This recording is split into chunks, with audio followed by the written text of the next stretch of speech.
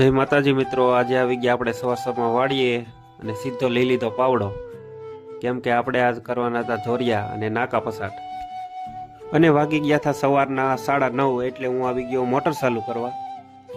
પણ આપણે તો લાઈટ આવેલી હતી એટલે આપણે કરી દીધી મોટર ચાલુ.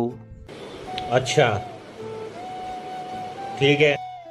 પછી તો આવી ગયા કપાળી લઈને પાણી વાળવા, અને પછી તો પાણી વાળે રાખ્યા હો.